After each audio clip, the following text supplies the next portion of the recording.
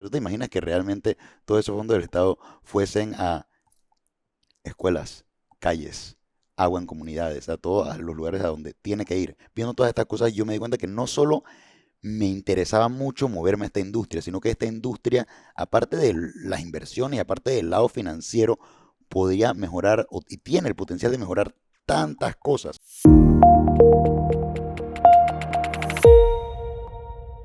Bienvenidos todos a otra semana más en Personal Upgrade Academy, un espacio donde semana a semana conocemos a personas de todos los caminos de la vida para conocer sus aciertos, sus fracasos, sus errores y aquello que los ha llevado a triunfar y a construir dentro de la industria a la cual pertenecen y en la cual se desempeñan. Si eres nuevo en este canal, si eres nuevo en esta familia, bienvenido. Recuerda que nos puedes seguir en todas nuestras redes sociales. Estamos en Instagram, TikTok, Facebook, LinkedIn, en todos lados, YouTube, Spotify, Apple Podcasts. A donde tú quieras nos puedes encontrar por audio mientras estás en el carro, nos puedes escuchar en la oficina.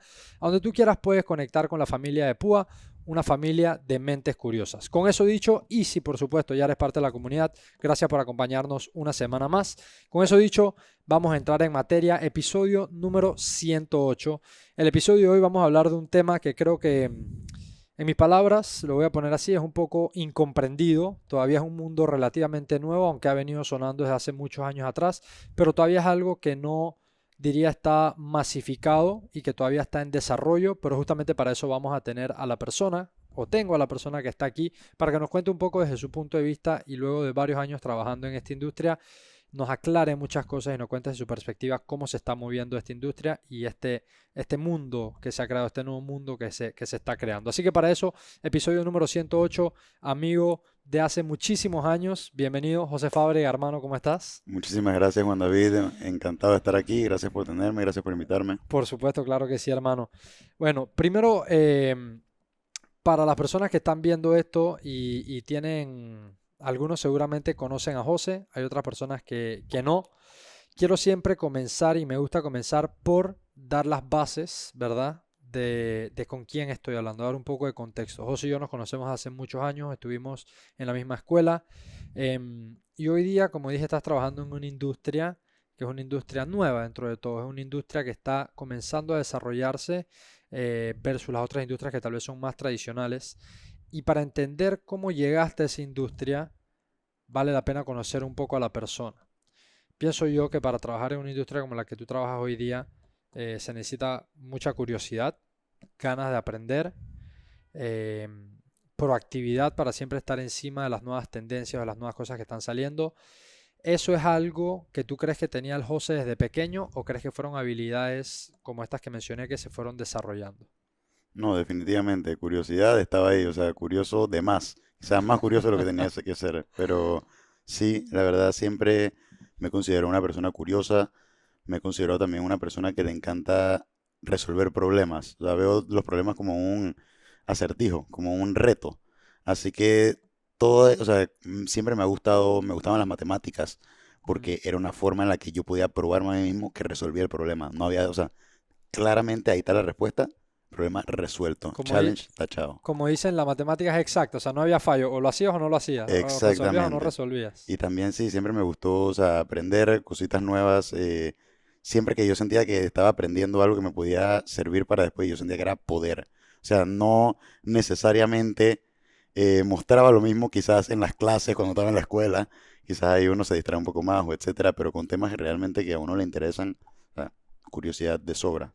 Claro, que eso siento es una habilidad o es como un superpoder. Ser una persona curiosa, siento yo, así ha sido mi vida personal, es un superpoder. Cuando encuentras algo que te llama la atención y tienes esa capacidad de hacer un deep dive y tú mismo buscar recursos y apoyarte en personas que llevan 2, 3, 5 pasos adelante de uno y comenzar a aprender de eso, tiene un poder increíble. Ahora, para seguir construyendo un poquito de tu identidad, para aquellas personas que nos escuchan aquí y afuera y tal vez no te conozcan un poco más de José, tú estudiaste en Panamá, eres panameño, estudiamos, como dije, en la misma escuela.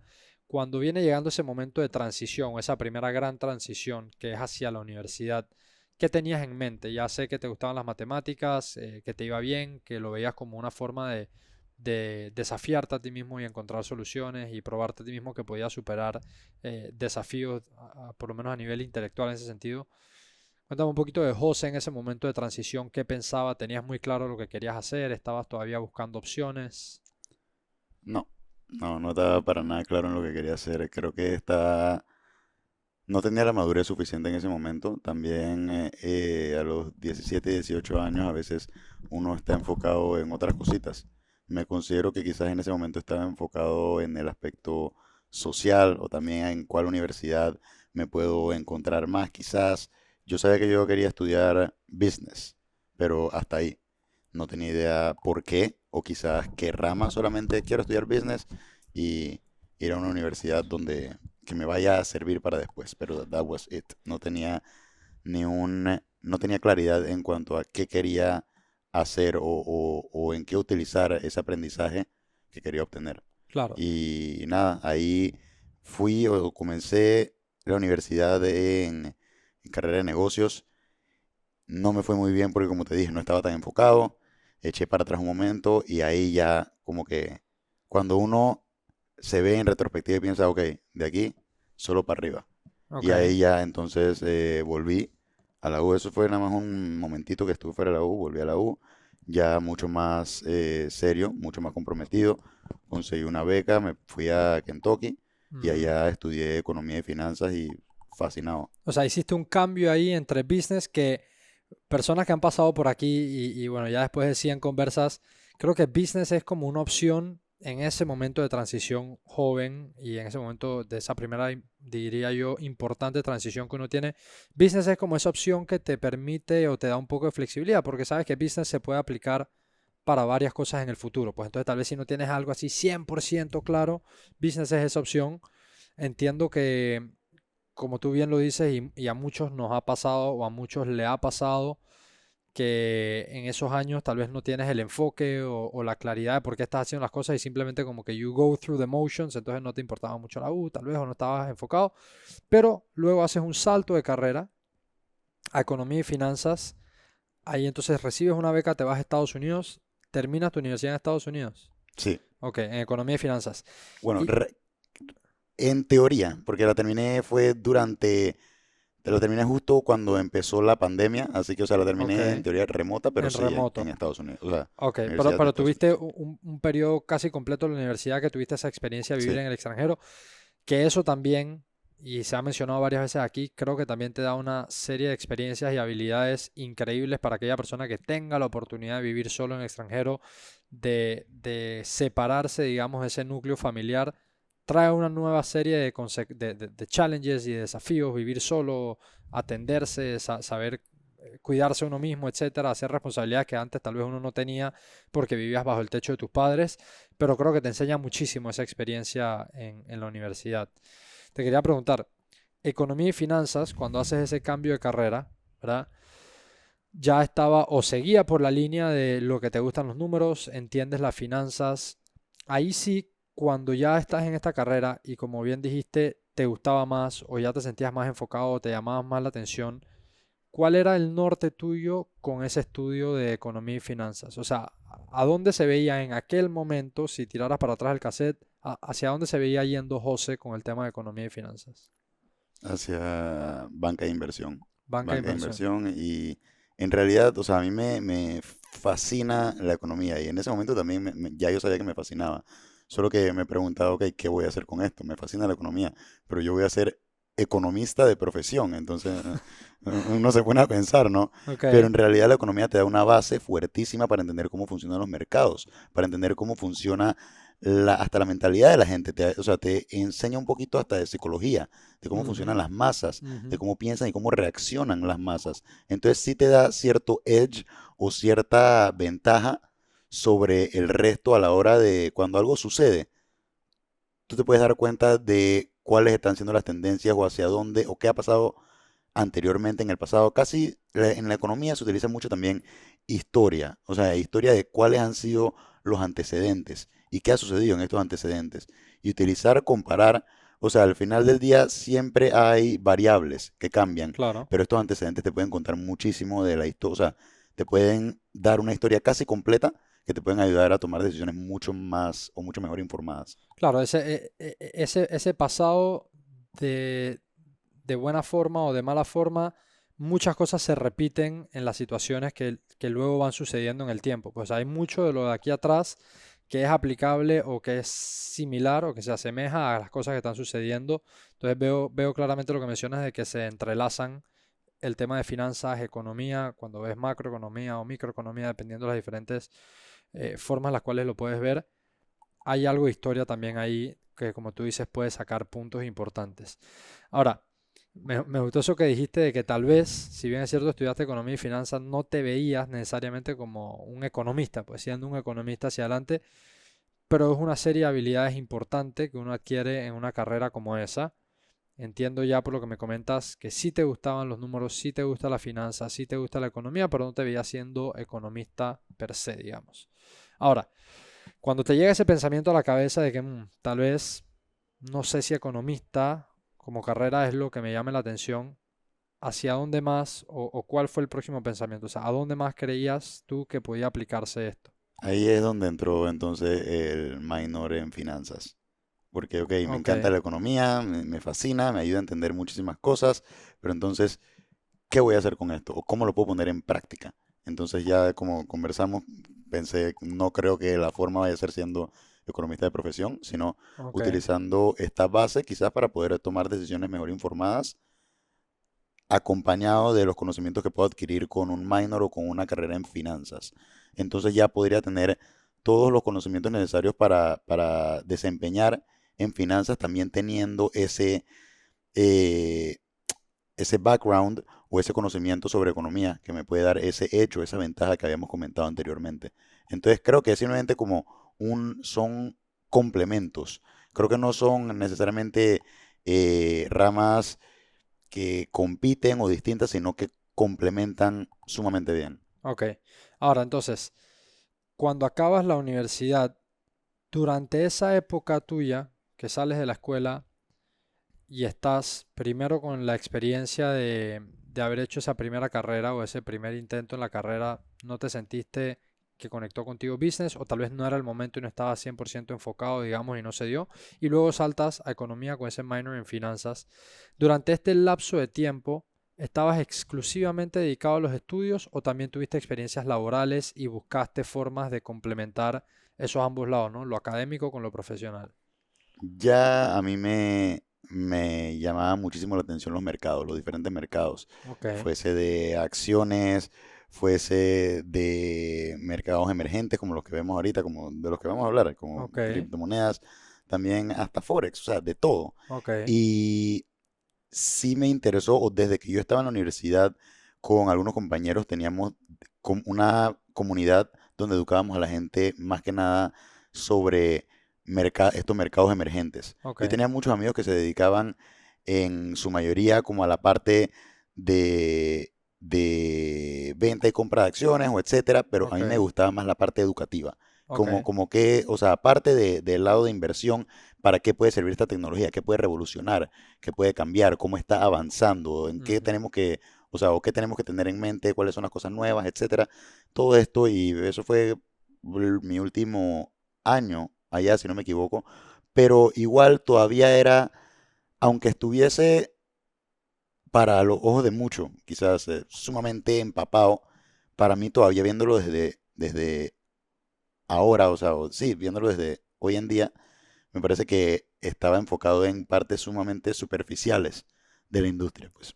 Ok. Más adelante hubo otros momentos que me llevaron a meterme mucho más profundo O sea, en la industria. hacer como ese deep dive que uno, yo creo que los temas, como hay tanto por conocer, hay tanta información allá afuera, yo creo que uno a veces se puede ir muy horizontal en los temas o a veces como que eliges una vertical y te vas súper en vertical ahí en un punto específico de esa industria o de ese mercado, lo que sea, y te das cuenta cuando vas quitando esas capas de la cantidad de información que hay, cada vez te vas volviendo más especializado, digamos, en algo en específico dentro de una industria que es tan compleja y tan amplia. Ahora, con esto ya, esta base y que la gente ya pudo haber escuchado, los que no te conocen un poco de dónde vienes, qué estudiaste, cuáles son tus, digamos, intereses a nivel académico. Hoy día trabajas como Head of Marketing para Metis, que trabaja en estos mercados emergentes. Llevas varios años interesado, apasionado, estudiando, preparándote, conociendo acerca de mercados emergentes, que es todo lo que tiene que ver con criptomonedas, que es todo lo que tiene que ver con la tecnología que soporta las criptomonedas, que es blockchain y demás. Cuéntame un poco de cómo quedaste vinculado con este proyecto de Metis. Háblame un poquito de qué es Metis y luego un par de preguntas yo te voy a seguir haciendo en base a temas que no conozco y justamente para eso estamos teniendo esta conversación. Y también tengo algunas preguntas que me dejaron en el Instagram. Abrí un espacio para que las personas preguntaran de la comunidad y tengo varias preguntas ahí que la gente quiere aclarar en este espacio. Ok, perfecto. Casualmente esta respuesta vincula un poquito con el tema que estábamos acabando, con la transición, cómo terminé tan metido. Una vez que o sea, una vez que ya me gradué y terminé ya con economía y finanzas, entonces sí empecé a trabajar en banca de inversión, pero trabajé Ok, aproximadamente por un año, un poquito más de un año. ok. Y Ahora, disculpa que te interrumpa, pero no sabía yo que sí habías tenido ese tiempo de un año en algo en banca de inversión, que digamos es entre comillas más tradicional, pero que estoy seguro que te sirvió como una base maravillosa para seguir entendiendo más sobre finanzas, sobre banca, etcétera. ¿Eso fue en Estados Unidos o aquí en Panamá? fue aquí en Panamá. Ok. Y lo interesante es que sí, o sea, aprendí muchísimo, pero también vi muchísimas cosas, muchísimos aspectos y procesos que se podían mejorar, que yo no entendía por qué funcionaban de la forma en la que funcionaban y por qué nadie hacía nada al respecto. Entonces, en gran parte, o sea, como esto también fue durante la pandemia, o sea, Ujú, durante 2020, yo quedé realmente, o sea, uno estando encerrado en la casa, estando también con uno mismo, o sea, encerrado en sus pensamientos y con ujú, todo lo que estaba pasando, yo estaba muy afectado, en especial al ver cómo se estaban manejando todas las cosas del Estado, cómo estaba la gente, ujú, etcétera. Y llegó al punto donde yo me puse a pensar, ¿por qué o cómo hemos llegado a este nivel donde los fondos del Estado se manejan así y cómo podríamos solucionar esto?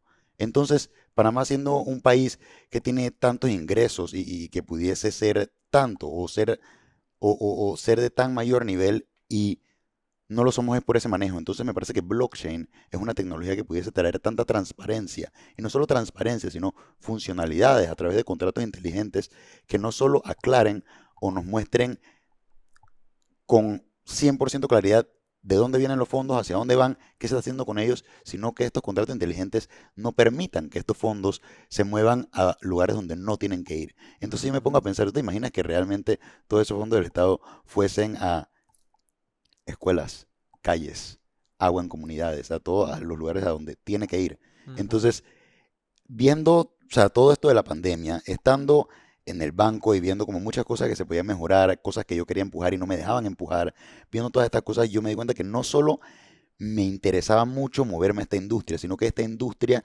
aparte de las inversiones y aparte del lado financiero, podía mejorar y tiene el potencial de mejorar tantas cosas. Ahora, yo no creo que esto que estoy mencionando, que suena muy idealista, vaya a suceder en los siguientes años, ni quizás ni siquiera mientras yo esté vivo.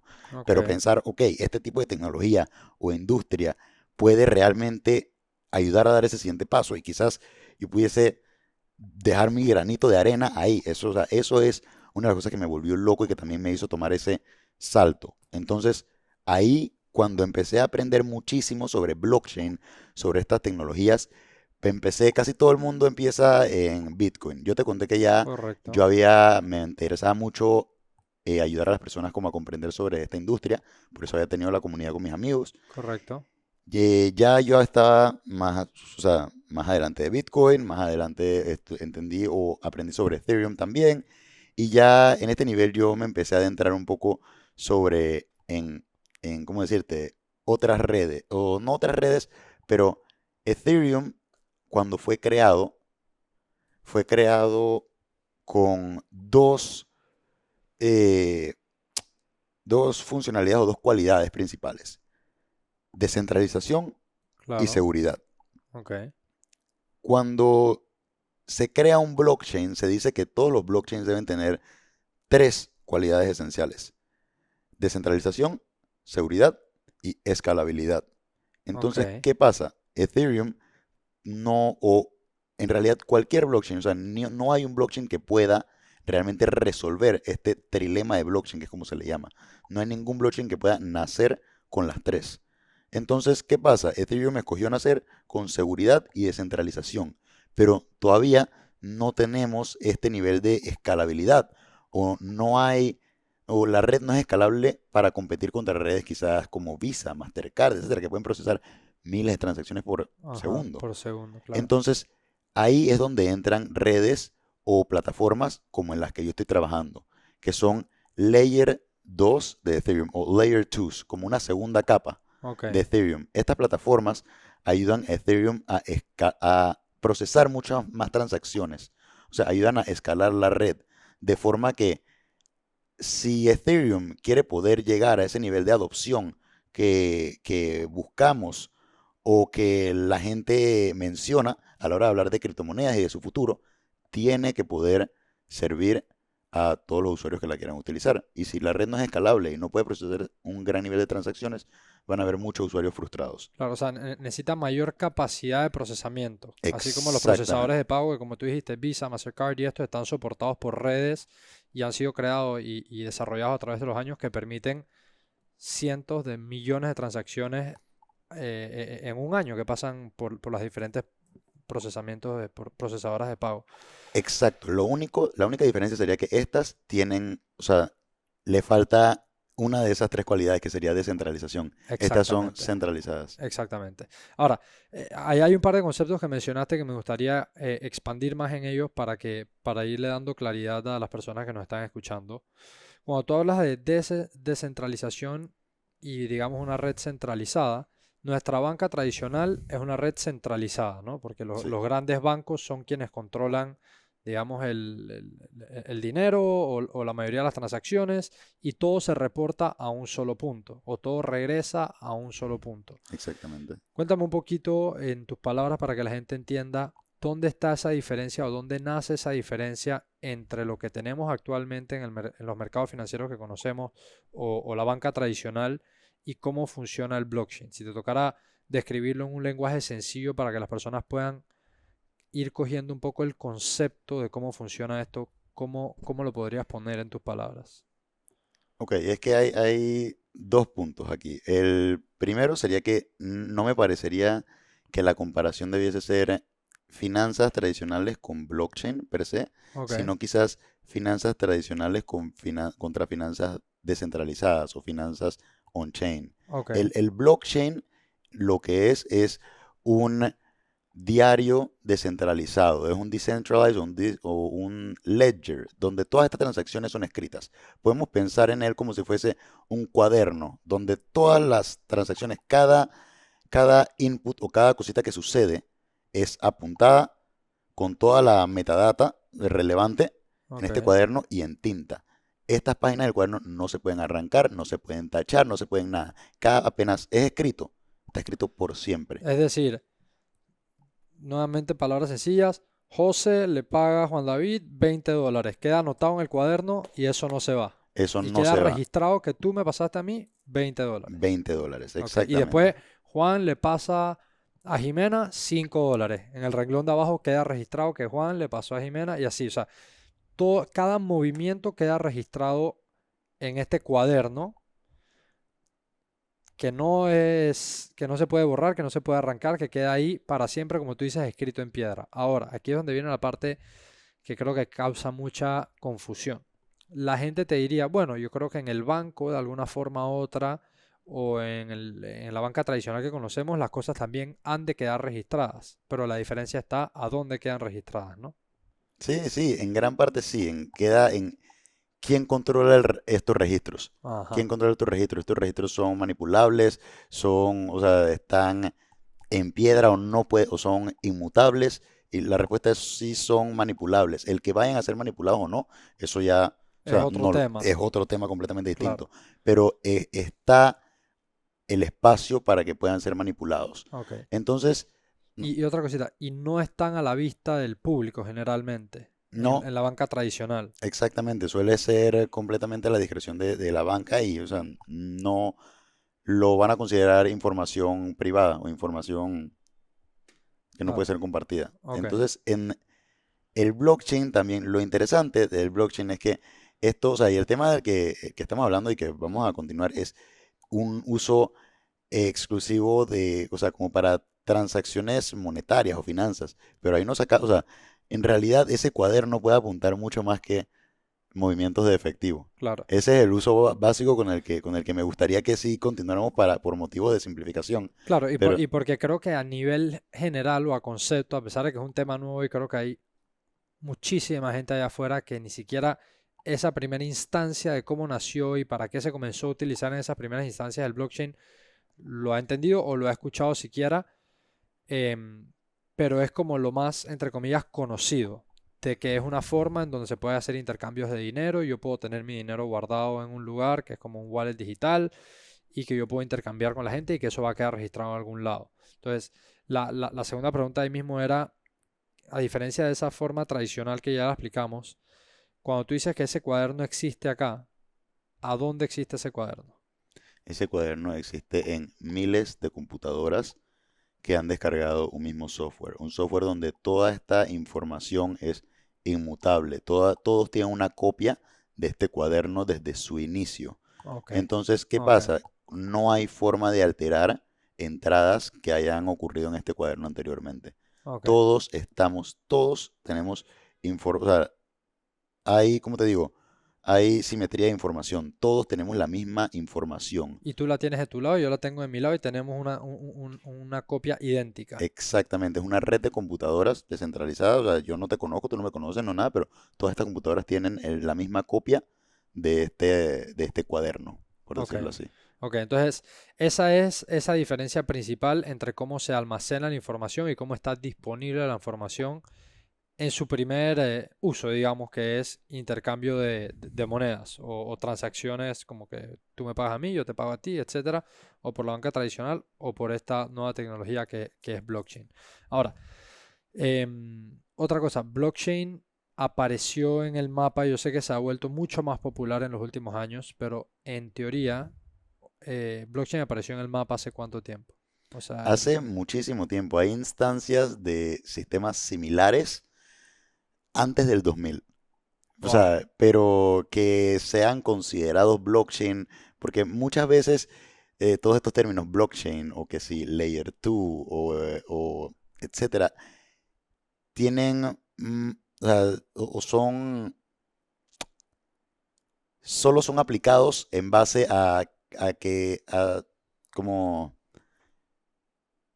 ¿cómo te digo? Linguistics.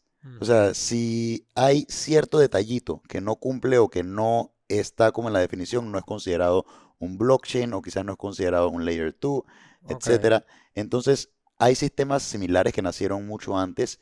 Imagínate, hay una red popular que se llama Avalanche. El Ok, fundador de Avalanche, que era un profesor de Cornell, ok. él creó una red casi exactamente igual que Bitcoin antes que Bitcoin, Ah, pero la lanzó justo después de 9/11, de las Torres Gemelas. ok. Entonces, ¿qué pasa? La lanzó en un momento donde nadie quería privacidad o porque se lanzó Bitcoin originalmente se lanzó como a transacciones privadas, ten independencia financiera, que no, o sea, nadie te puede controlar. Entonces, justo después que pasa este incidente de las Torres Gemelas, la gente dice, esto es lo último que necesitamos. Esto es lo último que necesitamos, sorry, pero no. No, Y no puedes saber dónde están las cosas pasando, ni quién es el usuario que está detrás, ni... exacto, como que ahorita mismo too soon, o sea, como que muy pronto. Ok, Y no, o sea, no tuvo pegue, no realmente fue acogido.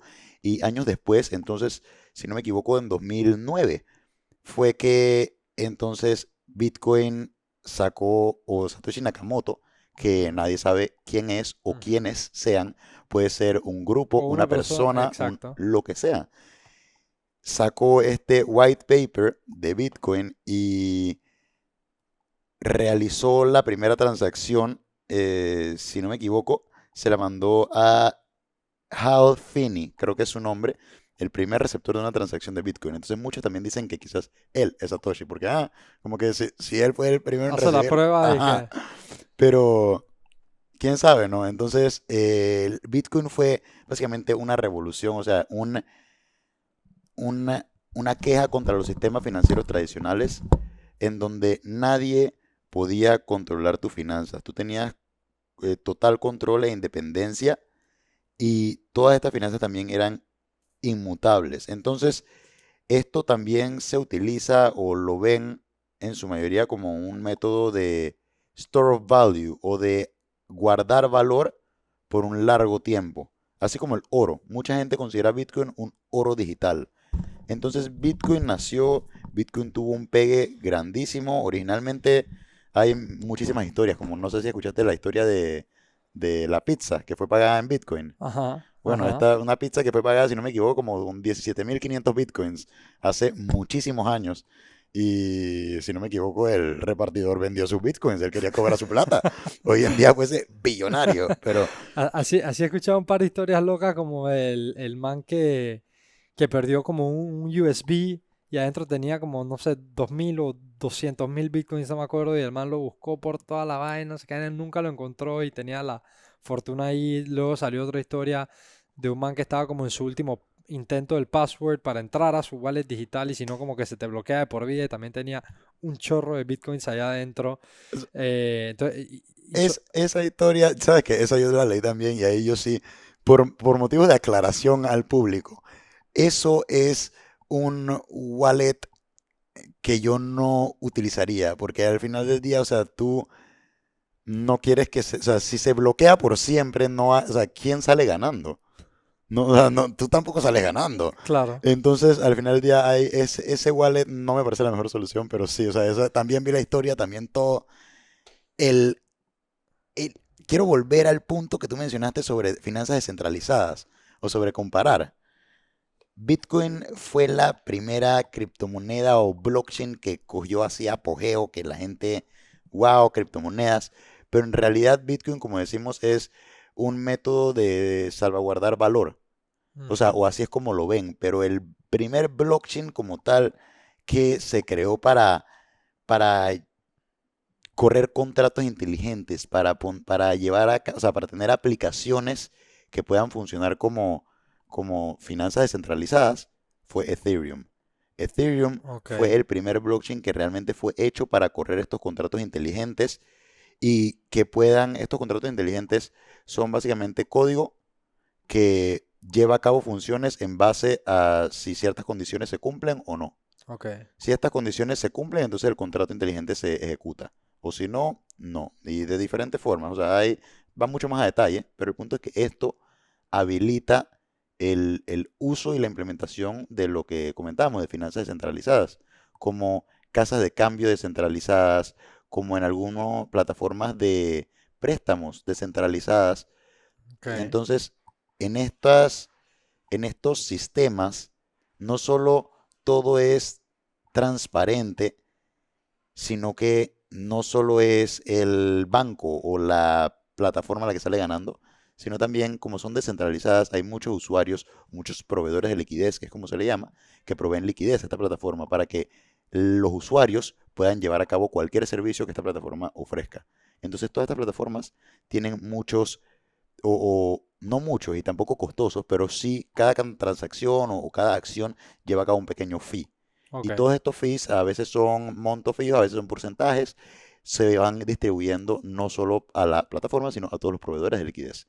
Entonces, es una forma de básicamente eh, distribuir las ganancias del sistema, mientras que también el sistema es transparente y hay una mucho mayor eficiencia.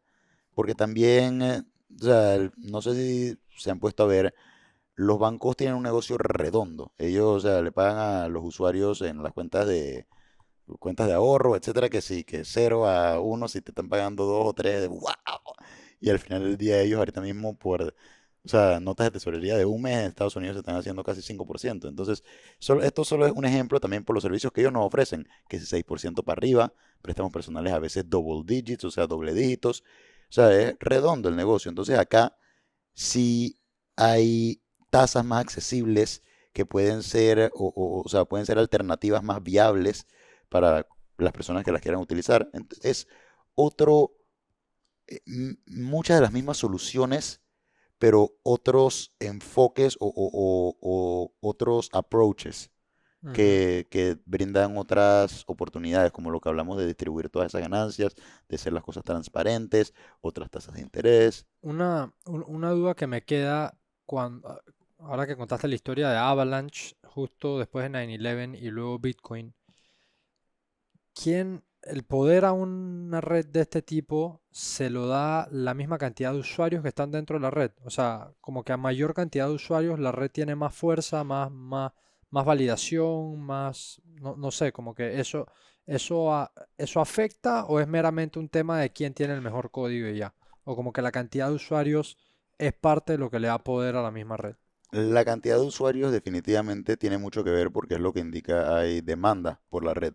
Si hay usuarios, los usuarios están interesados en consumir algo, entonces algo estamos haciendo bien. Ok. Pero para que una red realmente sea considerada robusta, por Ujú. decirlo así, lo que más influye son los validadores o los nodos. Todas estas computadoras que comentamos que tienen que descargar este software y que tienen una copia del cuaderno, Ok. mientras más computadoras de estas hay alrededor del mundo, más robusta es esta red.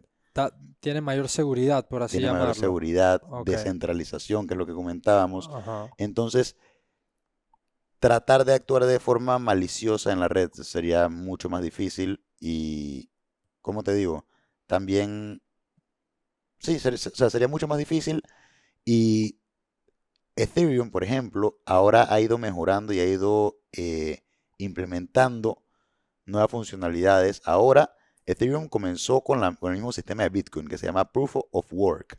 Ok. Básicamente, los mineros son computadoras las computadoras tienen que consumir un montón de electricidad, resolver un problema matemático y el que lo resuelve primero, entonces produce el bloque y ¡bam! Entonces, ¿por qué se hace esto?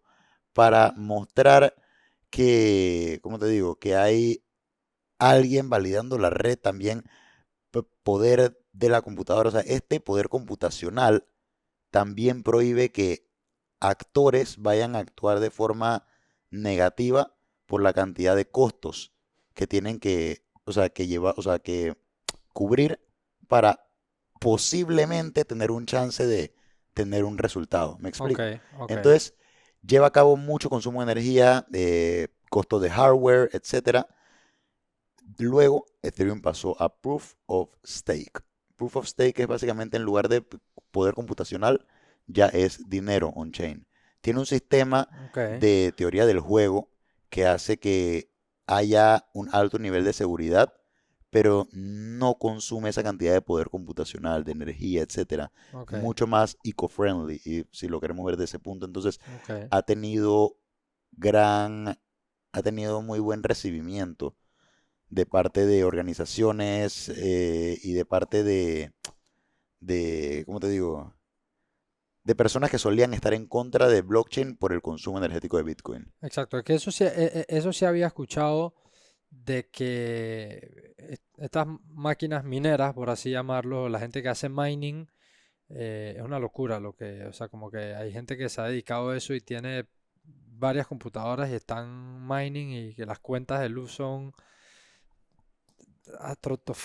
estratosféricas y bueno, obviamente no es positivo, ¿no? Para el impacto ambiental que puede tener, pero entonces entiendo que eso es parte también del proceso, ir buscando nuevos formatos en los cuales pueda ser mucho más sostenible a largo plazo. Claro, Porque imagínate en un caso hipotético de que pasase en los próximos años, que sé que esto es una transición mucho más lenta de adopción y demás, pero si se mantuviese con esos niveles de consumo y todo el mundo estuviese utilizando Ethereum, blockchain o cualquiera de las otras, hubiese un consumo desproporcionado de energía para poder mantener una red como esta, ¿no? Entonces, las nuevas formas o estas nuevas tecnologías permiten que se vaya volviendo cada vez más y más sostenibles. exactamente. Ethereum incluso está trabajando en nuevas mejoras en las que en algún momento quizás nosotros podamos validar transacciones en nuestros celulares. De forma que eso ayudaría muchísimo con lo que hablamos, descentralización, más personas participando y demás. Pero o sea, estos son como los pilares, Ethereum y Bitcoin. Pero también ahorita en el último año o años ha habido de todo. O sea, han salido muchísimas cosas nuevas, por lo menos lo que comentamos de DeFi. Eso, o sea, DeFi en realidad tiene 3 4 años, si acaso. Ok. Luego también vimos NFTs, vimos Ajá. DAOs, han habido muchísimas cosas que han salido en... Y que me imagino que a pesar de que ya han perdido un poco su fuerza mediática, digamos, porque NFTs en un momento estuvo en la boca de todo el mundo, los DAOs también cogieron mucha fuerza, a pesar de que ya han salido del ojo público, estoy seguro que hay mucha gente todavía detrás de ese tipo de proyectos y empujando a que esto sea algo que vaya a seguir avanzando, ¿no? O sea, NFTs, me imagino todavía hay un mercado de eso y hay mucha gente que está ahí. Los DAOs, no sé si siguen avanzando, el concepto del DAO me parece súper interesante. Eh, no sé si eso es algo como que ya murió del todo o hay gente todavía detrás de este tipo de proyectos. Sobre esas dos, voy a empezar por NFTs. NFTs, hubo un boom, una burbuja fuera de control, Muy fuera de control. fuera de control, donde yo vi o sea, JPG de una roca vendiéndose por millones de dólares y en una roca que pudimos haber dibujado tú y yo. Entonces, o tu doggy. La cosa es que o sea, fue una burbuja fuera de control. Era sumamente enfocada en NFTs de arte. Ajá. De arte, ya, yo quiero de los primeros NFTs, la colección, etcétera. Esto va a valer millones en el futuro. Pero en realidad los NFTs son certificados de autenticidad. Y tiene sus aplicaciones también. Sí, sí, estos NFTs casualmente, hoy en día, en las últimas conferencias a las que he ido, es donde más proyectos he visto construyendo con NFTs. ¿Por Wow. qué? Porque están utilizando estos NFTs ahora no tanto como un NFT para especular o obras de arte, sino como certificados de autenticidad no transferibles. No los Ajá. están utilizando para especular, sino para crear básicamente identidades on-chain que puedan ir creando o acumulando cierto, casi como un CV on-chain de habilidades, aportes, logros, experiencias, de forma que si yo, vamos a decir que yo soy un conductor de Uber, Ok. soy un conductor de Uber Ok. y tengo 4 años manejando en Uber y tengo 4.9 estrellas, o sea, top quality, Top Uber. top, top. Pero ¿qué pasa? Un buen día me peleo con Uber. Me peleo con Uber o tengo algún problema con la directiva, me borran mi cuenta. Ok. Esos 4 años, ¿dónde quedaron? Esa experiencia, Se ese fueron. puntaje, ese top, top, ¿dónde quedó? ¿Cómo lo demuestras? ¿Cómo lo demuestro? Está gone. ¿Por qué? Porque estaba únicamente controlado por los servidores centralizados De de Uber. Uber. Ok. O es más, vamos a dejarlo más simple, no me peleo con nadie.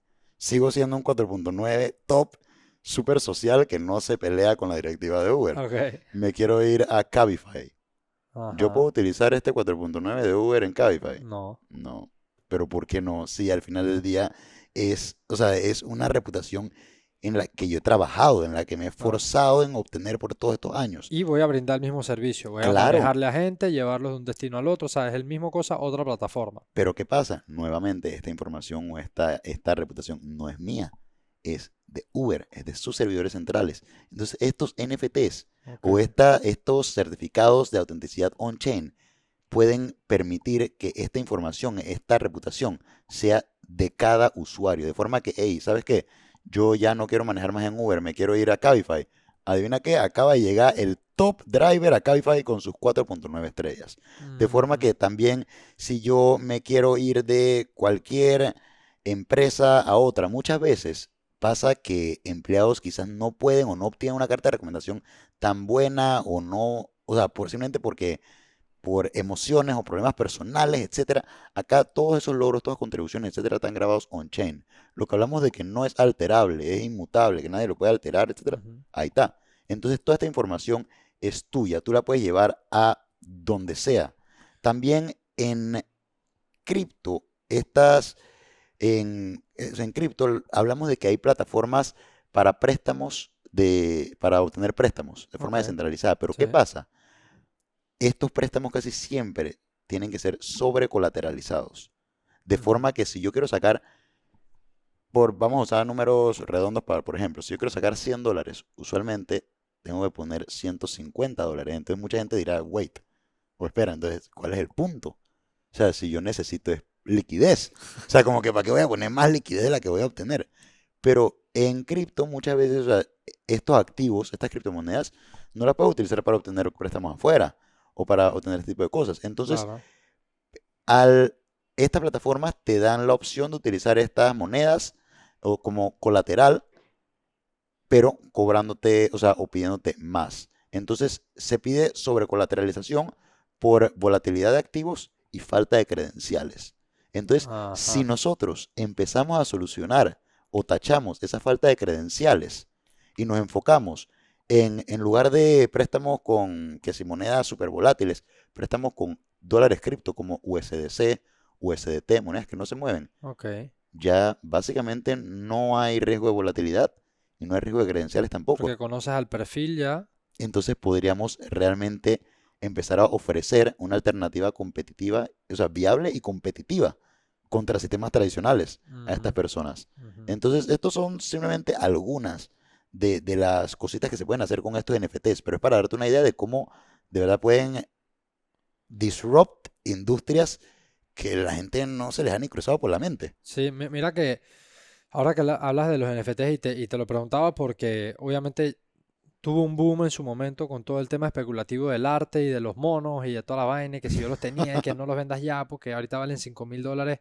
Eran $5.000 que podías bajar a la tierra y tenerlos en hard cash, o sea, en efectivo, en dólares, En tu mano. en tu mano, para ir a comprar el súper o para ir a hacer lo que tú quisieras, para irte de viaje, lo que tú quisieras, pero era de que no, vamos a esperar porque va a valer no sé cuántos millones en el futuro. Eso era más como arte y era más subjetivo y especulativo, etcétera. Pero sí, yo escuché y leí varios artículos en un newsletter que yo estoy que habla de todo tipo de temas, negocios, no sé qué cosa, y hablaban de las aplicaciones que tenía NFT, entre ellas Gary Vee, que me fascina y me encanta todo lo que publica y los temas que habla de mercadeo y de negocios, etcétera. Él está por abrir un restaurante en Nueva York y él contaba de que él sacó su propia línea de NFTs, que se llama dije, Gary Vee Friends o Gary Vee Pets, una cosa así.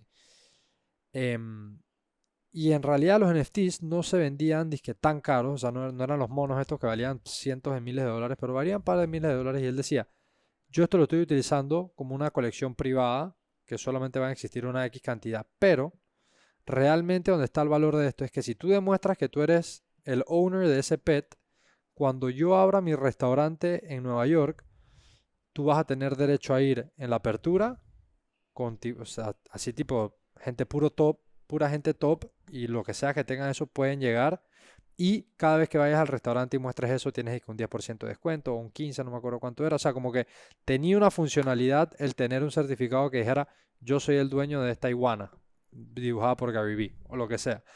Em, entonces, sumamente interesante de que, así mismo como hablamos del cuaderno para plata, que no se puede borrar, no se puede mover, así mismo es como que hey, tú eres el dueño de este cuadro, de esta Mona Lisa, y esta es la Mona Lisa verdad. Y por tener la Mona Lisa verdad, tú puedes, no sé, me imagino aplicaciones para todas las cosas. Puedes alquilar mi casa de playa una vez al mes, porque no sé, lo que uno quiera, pues tiene aplicaciones eh, infinitas sobre NFTs. Lo otro que te quería preguntar, tengo un par de preguntas acá que dejaron algunas personas. Antes que te muevas de Gary Vee, también Ajá, quería tocar el tema que me parece una mente. No, no lo sigo tan de cerca, pero él una vez dijo algo que me llamó mucho la atención, que es la gente se enfrasca mucho en qué debería de gustarle a la gente o esto no debería gustarle a la gente por X o por Y. Al final le gusta a la gente. Entiende por qué le gusta a la gente y cómo puedes aprovechar capitalizar sobre eso. capitalizar sobre esa tendencia. Entonces, no trates de controlar la mente de la gente, comprende la mente de la gente. Ujú, Y ujú. entonces, o sea, yo no era tan fan de Gary Vee per se, pero en especial porque yo lo llegué a conocer fue con lo de los NFTs y etcétera, y yo no era tan fan de la burbuja de la gente vendiendo NFTs por pocotón, pero sí, luego de eso que dijo, empecé a escucharlo más y sí, definitivamente es un tipazo, tiene unas ideas Sí, sensacionales y ideas un mindset brillantes. Sí, mindset increíble, temas de business, temas de marketing, el man es brutal. Yo he aprendido personalmente mucho, mucho de él en sus videos, en sus conferencias, etcétera. Pero y de él aprendí el tema de las aplicaciones que tenían los NFTs como validador de que si tú eres y tienes la copia original de esto, pues tienes esta serie de beneficios, pues. Entonces me pareció muy cool. Mira, tengo un par de preguntas aquí, que abrí un box hablando de que iba a estar contigo y de que íbamos a hablar acerca de blockchain, cripto, etcétera. Hay una pregunta que me dice, obviamente, y lo digo aquí al frente de todo el mundo, nada de lo que se diga aquí, ni José ni yo somos asesores financieros, o sea que esto está off the record, esto son meramente opiniones personales. Pero la pregunta de esta persona dice, ¿crees que sean inversiones rentables a largo plazo? A mí me parece, no voy a responder ni sí, ni no, porque como tú dijiste, no somos asesores financieros. Me No, pero parece, ojo, ojo, me- ojo. Esto lo puedes decir ya como tu opinión personal. O sea, aquí nadie va a agarrar y va a invertir en tu nombre. Es tu opinión personal como profesional. O sea, tú piensas a nivel personal de que son cosas que a largo plazo pueden valorizarse. a mí me parece que completamente. ¿Por qué? Más que nada Ethereum. Bitcoin un poquito más complicado porque Bitcoin se puede valorizar por la teoría del oro digital y por el nombre, porque siempre se dice Bitcoin is king, pero Claro. en realidad Bitcoin, el, la- los mecanismos de seguridad de Bitcoin no son óptimos, en especial porque Bitcoin tiene un sistema en el que la emisión de Bitcoin cada vez se va reduciendo y los mineros, que son los que aseguran la red de Bitcoin, o sea, son pagados a través de estas emisiones de Bitcoin. Entonces, Ujú. estas emisiones básicamente asumen que Bitcoin se va a ir valorizando con el tiempo. Por eso también se van reduciendo de cierta forma. Entonces, si estos mineros no están, llega un punto donde Bitcoin está a un precio lo suficientemente bajo para que las emisiones que estos mineros están recibiendo no sean suficientes para cubrir los costos que le está llevando a cabo asegurar la red, quién sabe lo que pueda pasar. Ok, O sea que va a depender, entre otras cosas, de eso. Hoy en día han habido otras aplicaciones y cositas que le han incorporado a Bitcoin de forma externa, no nativa, como para que puedan haber NFTs en Bitcoin o algo como NFTs y cositas así que generan mayor cantidad de fees en la red. ok. Así que está ayudando en ese sentido. Pero no te sabría responder con super certeza en ese sentido. Pero Ok. Ethereum, por el otro lado, Ethereum comenzó, o sea, no solo ahora tiene un- una emisión negativa, o sea, de forma que no hay inflación, sino que se está reduciendo el supply de Ethereum mientras más uso hay en la red. Aparte de Ok. esto, Ethereum es la moneda, hace poquito lo catalogaron un commodity, una materia prima, en teoría. ¿Por qué? Ujú. Porque esta es la moneda que te permite utilizar la red, utilizar este bien público. Y este bien público me parece que está por ver o por encontrarse con una etapa de crecimiento exponencial. Ok. Porque todo lo que estamos comentando sobre, por lo menos, que si los NFT, que si me peleo con Uber y pierdo el trabajo, la reputación y cómo puedo obtener esto acá, en realidad esto no debería ser algo, wow, ¿te imaginas que la reputación sea tuya? No, bro, la reputación es mía, o sea, yo la trabajé. Entonces, me parece que van a haber cada vez más aplicaciones construyendo en esta red que realmente quieren estas funcionalidades, que realmente buscan mejores alternativas para usuarios, empresas, para organizaciones, todo. Entonces, si sabemos que, o sea, tomando en cuenta la teoría económica de oferta y demanda, sabemos que el supply de esta moneda se va a reducir, sabemos que la demanda por esta red va a aumentar posiblemente exponencialmente, entonces yo pensaría que sí, que se debería Ok. valorizar muchísimo. Yo personalmente tengo eh, muy buenas expectativas sobre Ethereum y ni siquiera tanto enfocado en el precio, en cómo puede cambiar el mundo. Me resulta, Como tecnología. blows my mind. Ok. Pero respondiendo a la pregunta, sí, me parece que Ethereum puede ser una excelente inversión a largo plazo. Ok. Increíble.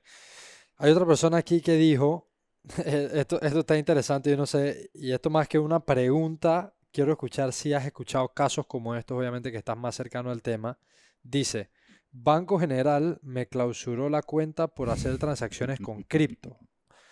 Siendo que sea Banco General o cualquier otro banco, ¿has escuchado de situaciones así? No sé si es un tema del país de Panamá, que tal vez no está tan avanzado en estos temas, pero ¿has escuchado de historias donde la banca te dé problema por estar metido con temas de criptomonedas o de blockchain, etcétera? Historias de ultratumba. Wow, Bro, tengo un amigo un muy buen amigo mío, que también estaba interactuando con cripto y cuando, lo que pasa con Banco General, con muchos bancos que no proveen el servicio de bajar tu cripto a tu cuenta de banco, correcto. es que o sea, plataformas como Binance o a veces creo que Ajá, Coinbase o ajá, otras tienen un sistema de P2P, de peer-to-peer, de correcto. forma que si yo tengo fondos en Binance, vamos a decir que yo tengo USDT, Ok, el dólar ese cripto, yo lo tengo en Binance y yo ya quiero cambiar mi plata, quiero obtener dólares ok, en mi cuenta de banco.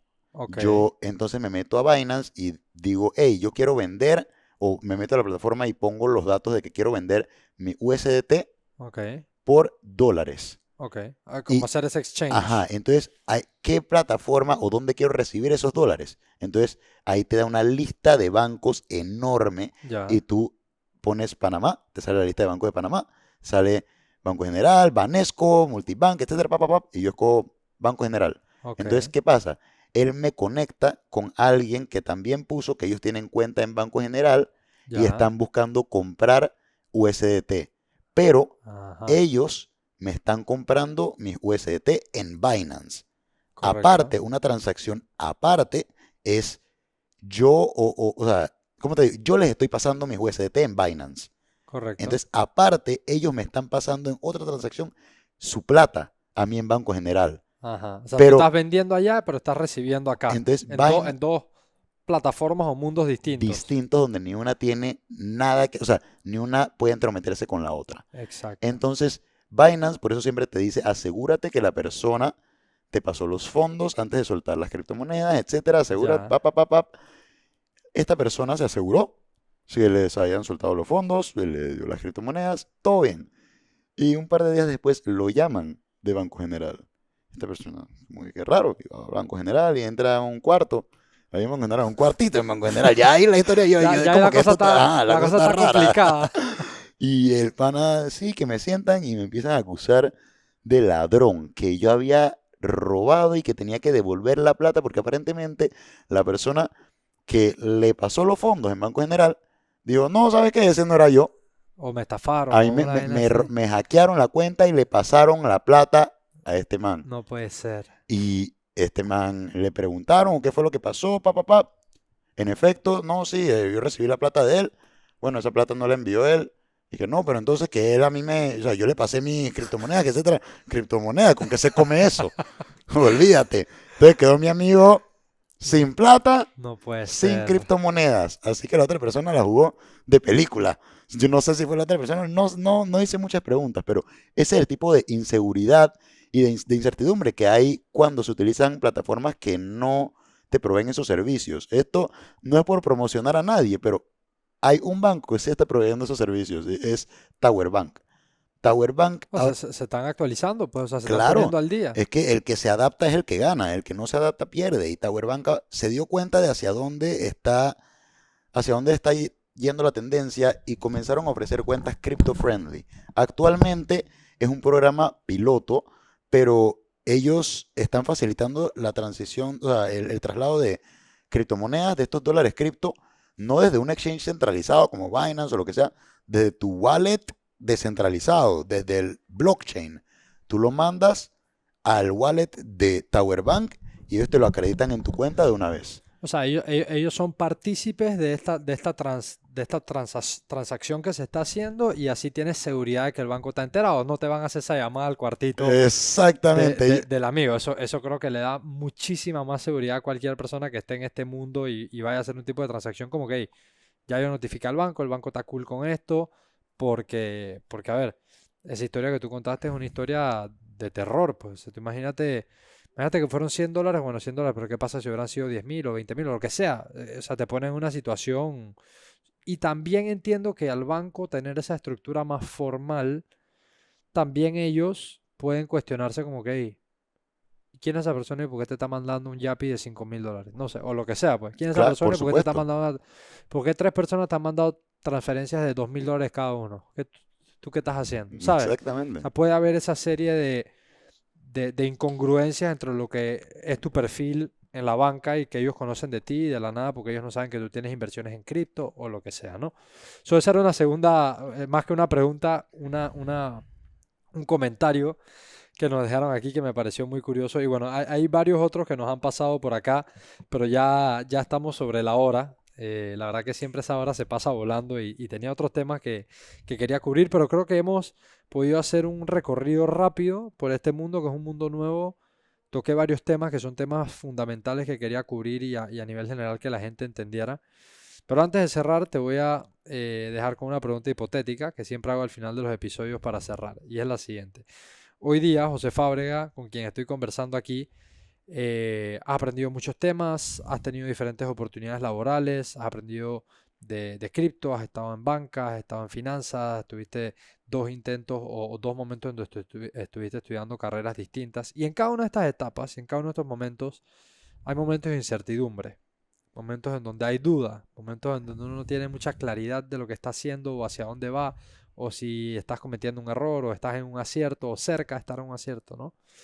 Em, Sin embargo, de una forma u otra, uno siempre logra superar esas situaciones. Y eso es lo que te ha llevado a estar a donde estás hoy día. Pero si hipotéticamente tú pudieses ir atrás al pasado y encontrarte con ese José más joven en alguno de esos momentos de incertidumbre y dejarle un consejo con todo lo que has aprendido hasta el día de hoy, ¿qué fuera ese consejo que le dejarías? Enjoy the ride. Enjoy the ride. La vida es cortita y todas estas caídas, levantadas, lo llenan a uno de emociones, de todo. Son sentimientos que uno se debería llevar por toda la vida. Y sentimientos que van a volver a nacer cuando estés en situaciones difíciles, que te van a ayudar a recordar ese león, esa bestia que tienes adentro y te van a ayudar a salir de esas situaciones. Me gustó, me gustó. Es una buena forma de verlo. Enjoy the ride. Hey, el ride, para que sea divertido, tienes que subir, tienes que caer. No hay montaña rusa que sea plana, que sea divertida. Exactamente. Me gustó, me gustó. Enjoy the ride. Bueno, hermano, José, brother, gracias por este espacio, gracias por venir a compartir con nosotros en la comunidad PUA. A todas las personas que nos están escuchando, que nos están viendo, esto es el episodio número 108 con José Fábrega, amigo desde que estamos pequeños. Gracias por aclararnos varios temas dentro del cripto y el mundo del blockchain. Nos vemos en la próxima, como ya saben, todas las semanas, todos los jueves, no, a ver, todos los lunes ya estamos saliendo con episodio nuevo. Esto es Personal Upgrade Academy y nos vemos en la próxima. Bless.